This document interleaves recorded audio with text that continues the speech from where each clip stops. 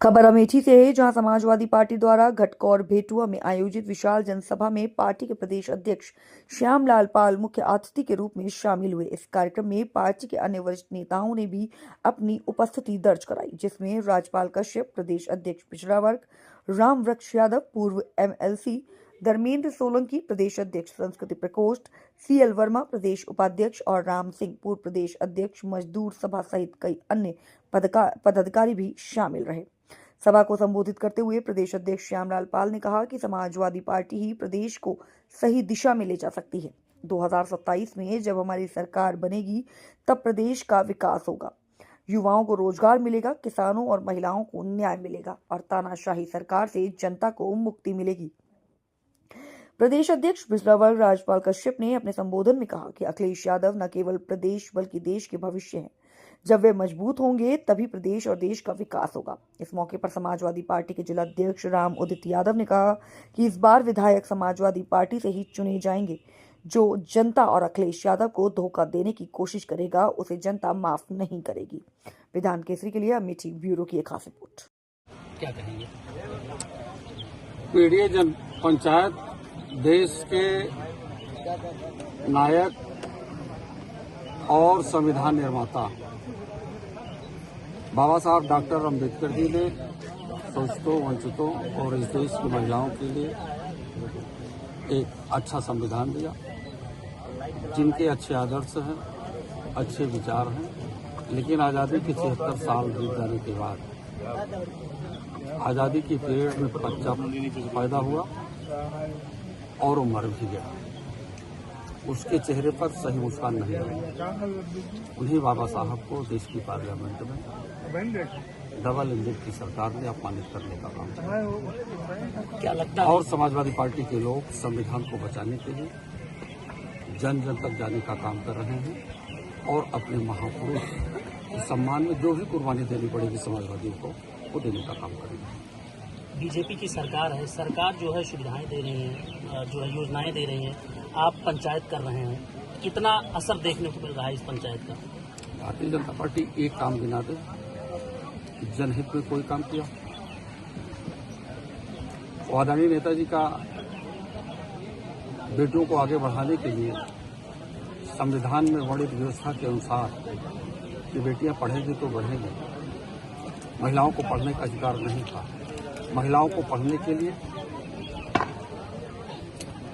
तमाम ऐसे सामंतवादी और पूंजीवादी लोगों ने कहा अधर्म है। मैं आपके माध्यम से जानना चाहता हूं कि जब महात्मा ज्योतिराव फूले जी और महात्मा सावित्रीबाई फूले जी ने बेटियों को पढ़ाने के लिए स्कूल खोला तो उनके पिताजी से यह कह दिया गया कि तुम्हारा बेटा और तुम्हारी बहू ये अधर्म का काम कर रहे हैं। उन्हें घर से निकाल दिया गया। वो जाकर के पेड़ों के नीचे किसी न किसी के सहयोग लेकर के विद्यालय बेटियों के लिए खोला। आज वही संविधान खतरे में है। उस संविधान को बचाने की मुहिम समाजवादी पार्टी के राष्ट्रीय अध्यक्ष आदरणीय अखिलेश यादव ने ठान लिया। बहुत सारे ग्रंथ उन्होंने पढ़ा, लेकिन उन्होंने संकल्प लिया है कि संविधान से बड़ा इस देश में कोई ग्रंथ नहीं है, क्योंकि संविधान एक ऐसी चीज है जो जनता को सम्मान देगा, इज्जत देगा, उनको आगे बढ़ाएगा। इसीलिए समाजवादी लोग अपने घरों से निकल करके गांव की दहलीज पर जा रहे हैं और गांव में इस बात को बताने का काम करेंगे कि ये जो पूंजीवादी व्यवस्था की सरकार है, जो सामंतवादी व्यवस्था की सरकार है, उसको हटाइए और संविधान के अनुरूप चलने वाली व्यवस्था वाली सरकार को बनाने का काम करिए।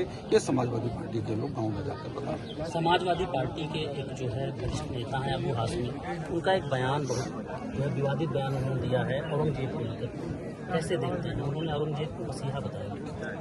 इस देश में मैं भी पूछना चाहता हूँ, क्या इस देश को पुष्यमित्र सोम के रास्ते से ले जाना चाहते हैं? यदि इस देश को पुष्यमित्र सोम के रास्ते से ले जाना चाहते हैं तो ले जाएं। इस देश में भारत का संविधान सभी जाति और मजहब के लोगों के विकास और तरक्की के लिए हम किसी भी कीमत पर समाजवादी लोग पुष्यमित्र सोम के रास्ते पर देश को नहीं ले जाना देंगे, चाहे जो भी हो जाए।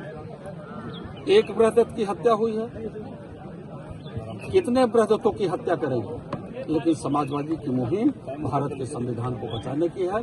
अपने महापुरुषों को जो अपमान हो रहा है, उस अपमान के बदले में गांव में हम लोग जा रहे हैं, लोगों को बता रहे हैं कि बाबा साहब ने आपको वोट का राइट्स दिया, अधिकार दिया। वो वोट के अधिकार को समाप्त करना चाहते हैं, इस देश में सिंगोल लाना चाहते हैं जहां राजा रानी के पेट से पैदा होता है। समाजवादी पार्टी के जितने भी नेता हैं, बाबा साहब डॉक्टर अम्बेडकर से लेकर डॉक्टर लोहिया और धरती पुत्र मुलायम सिंह ने कभी सपने में नहीं देखा था कि राजा रानी के पेट से पैदा हो, संविधान के माध्यम से पैदा हो, वोटों के माध्यम से देश का राजा बने।